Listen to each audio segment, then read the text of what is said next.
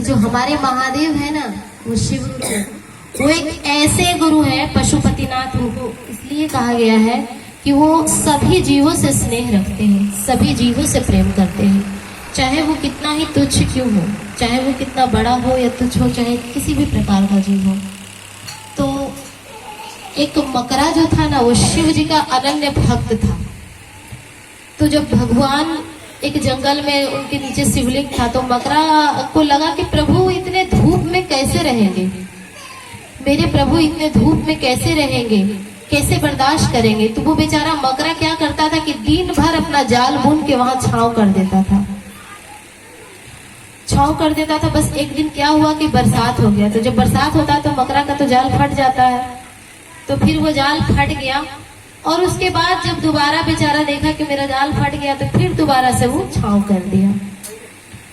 फिर उसी प्रकार एक समय जब कहते हैं जब भक्त की परीक्षा होती है, तो ऐसा परीक्षा होता है कि उसका जब हृदय, कहते हैं जब तक अति नहीं हो जाए, जब तक उसका हृदय थक नहीं जाए, तब तक प्रभु परीक्षा लेते हैं।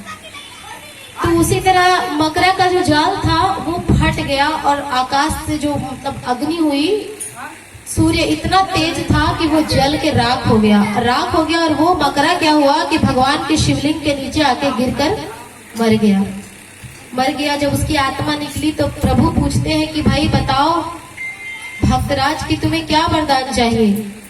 तो मकरा बोला प्रभु मुझे कुछ नहीं चाहिए, क्योंकि ये जीवन और मरण तो एक ऐसी प्रक्रिया है कि जिसमें जब भी हम जन्म लेते हैं हमें मरना ही पड़ता है और बड़ी पीड़ा होती है।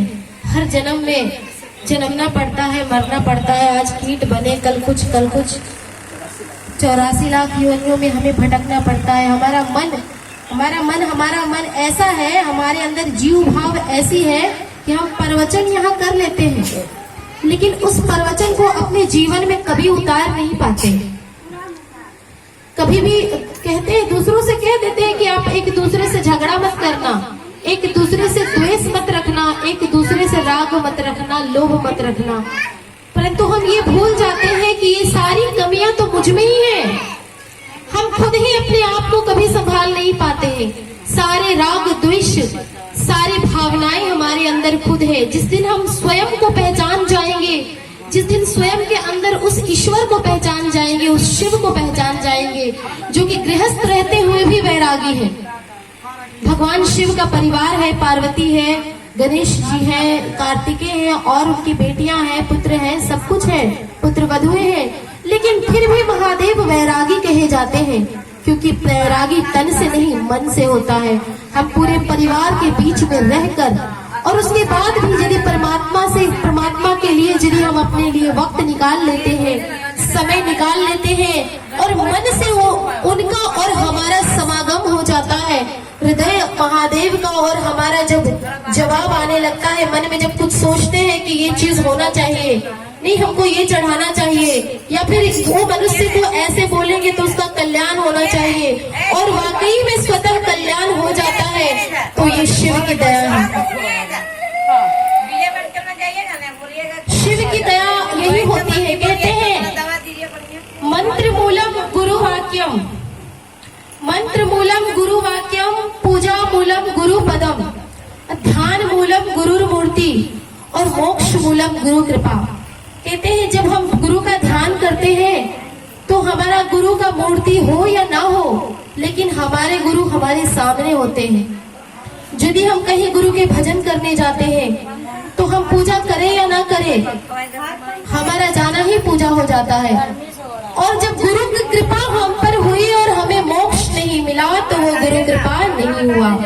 क्योंकि जिस दिन हमारे अंदर, जिस दिन हमें गुरु की कृपा मिल जाएगी, हमें मोक्ष मिल जाएगी। क्योंकि 1,84,00,000 योनियों में जो हमारा मन भटकता है, वास्तव में ये आत्मा कौन है? हम शिव के ही रूप है, शिव के प्रतिबिंब है। कहते हैं माँ बाप जो होता है, जो बच्चा होता है, अपने माँ बाप का अक्ष होता है, अपने माँ बाप का प्रतिबिंब होता है, और बिल्कुल उसी तरह हम परमात्मा के प्रतिबिंब हैं। तभी तो परमात्मा से हमारा जुड़ाव होता है। तो बोला प्रभु मुझे 84 लाख योनियों से मुक्त करके ऐसा वरदान दीजिए कि आपका नाम मेरे नाम से जुड़ जाए। भगवान जो मकरा होता है उस जगह श्री, मकरा को जब ऐसे करिएगा तो वो श्री लिखा जाएगा, तो बिल्कुल वही उसका चिन्ह बन गया। और एक काल नाम का सर्प आता था, वो प्रभु को, महादेव को रोज मणियों से सुसज्जित कर देता था सुबह सुबह। और शाम में एक हस्ती नाम का हाथी आता था, वो क्या करता था कि वो सारा मणि को फेंक देता था और उसके बाद प्रभु को फूल से सुसज्जित कर देता था। भाव दोनों का एक ही था, सुई देगा ठीक हो जाएगा, मेरा नाम लीजिएगा। भाव एक ही था, पर दोनों की पूजा करने की जो थी प्रक्रिया अलग थी। वो मणियों से सुसज्जित करता था, वो फूलों से सुसज्जित करता था।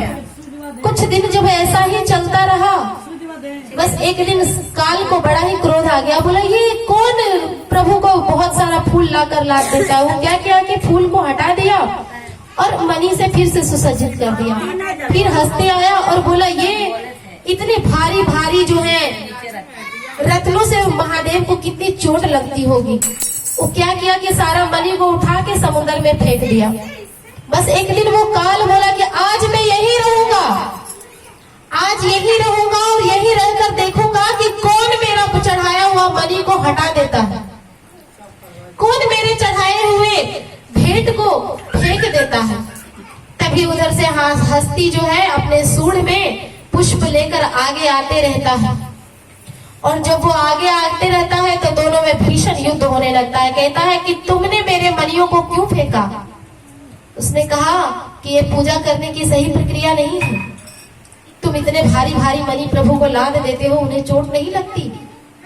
तो कहता है मेरी जो इच्छा है वो मैं चढ़ा रहा हूं, तुम्हारी जो इच्छा है तुम चढ़ा रहे हो, क्यों तुम चढ़ा रहे हो, मैं चढ़ाऊंगा।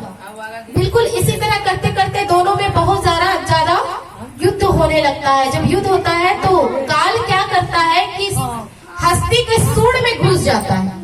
अब जब किसी हाथी के सूंड में अगर सांप घुस जाए तो वो बचेगा, और यदि सांप हाथी के सूंड में घुस जाए तो वो सांप भी नहीं बचेगा। बिल्कुल उसी तरह करते करते दोनों ही मतलब अधमरे हो गए, दोनों के प्राण निकलने वाले थे। तब महादेव प्रकट हुए और कहने लगे कि हे भक्तगण, तुम दोनों की भक्ति ही अपनी जगह सही है। जिस तरह से हम लोग यहाँ चर्चा में आए हैं तो कभी कभी हो जाता है कि नहीं हम बड़े, लेकिन वो जो है वो जानते हैं कि मन और हृदय, जिसका मन और हृदय प्रभु से मिल गया वो प्रभु भक्त होता है। क्योंकि सबकी भावनाएं अपने स्थान पर उचित है, सबकी भावनाएं अपने स्थान पर सही है। क्योंकि जब भी कोई भगवान के दरबार जाते हैं तो अपने मन में सच्चे हृदय और सच्ची भावना के साथ ही जाते हैं। तो कहने लगे कि तुम दोनों की ही भावनाएं अपने स्थान पर अच्छी है और सच्ची है, तुम दोनों मांगो क्या मांगना चाहते हो। तो दोनों ने एक ही चीज मांगा कि प्रभु मुझे अपने साथ स्थान दे दीजिए। तो भगवान ने कहा कि ठीक है, तथास्तु। तो आज भी श्रीकाल हस्ती नामक शिवलिंग में जहाँ के श्री बना हुआ है वो मकरा का प्रतिबिंब है, और जो दोनों साइड काल बना हुआ है वो सर्प का है, और बीच में जो बना हुआ है सूंड का निशान वो हस्ती का है। तो हमारे महादेव एक ऐसे हैं, महादेव ही एक ऐसे हैं जो कि कभी किसी में भेदभाव नहीं करते। सारी दुनिया सबको क्या चढ़ता है, सारी दुनिया को सारे देवता है, कुछ लड्डू स्वीकार करते हैं, कुछ फल स्वीकार करते हैं, कुछ को मतलब नाना प्रकार की वस्तुएं। पर हमारे शिव ऐसे हैं कि हम देवघर जाते हैं सिर्फ 1 लोटा जल लेके, अब वो भी 3 दिन में पहुंचते हैं। भला बताइए 3 दिन का पानी हम महादेव को पिलाते हैं, फिर भी वो महादेव कितने दयालु हैं कि हम पर प्रसन्न रहते हैं। क्योंकि हमारी भाव को देखते हैं, हमारे भावनाओं को देखते हैं। अगर आप बैठ जाइए, आपको आधा घंटा कोई स्नान करवा देगा तो अकबका के उठ जाइएगा, बोलिएगा मार दिया हमको। यदि कोई स्टार बन जाए, उसको बहुत सारे भीड़ में बोलकर आपको चपेड़ मार दिया, चाट दी, सब कोई परेशान कर दिया, आज हमको दबा के मार देगा। लेकिन हमारे महादेव ऐसे हैं कि दिन भर बैठे रहते हैं, भर सावन को दिन भर जल चढ़ता है, ठंडा पानी मत दे, और जरा भी वो अकबकाते नहीं हमारे महादेव। दिन भर उनको जल चढ़ाते हैं। एक ने चढ़ाया, दूसरे ने हटा लिया, महादेव खाए कब। एक ने चढ़ाया, दूसरे ने हटा लिया, तीसरे फिर से जल चढ़ा दिया। लेकिन महादेव हमारे भाव, हमारी आत्मा की शुद्धता को देखते हैं। प्रभु हमारी शुद्धता, हमारी आत्मा, हमारी मन में जो भाव है सिर्फ उसे देखते हैं। इसलिए शिव को अपना गुरु बनाकर हम लोग शिव को सच्चे हृदय से, शिव से दया मांगते हैं कि शिव आप मेरे गुरु हैं, मेरे अपने हो जाइए और मुझ पर दया कर दीजिए। और एक दूसरे को बताते हैं कि शिव को हमने गुरु बनाया है, आप भी गुरु बना लीजिए। वो मेरे हैं, अपने हैं, आपके भी अपने हो सकते हैं। और 108 बार नमः शिवाय इसलिए करते हैं कि 108 बार में अगर एक भी बार हमारा नमन प्रभु तक पहुंच जाएगा तो हमारी जिंदगी धन्य हो जाएगी। इसी के साथ अपनी वाणी को विराम देते हैं।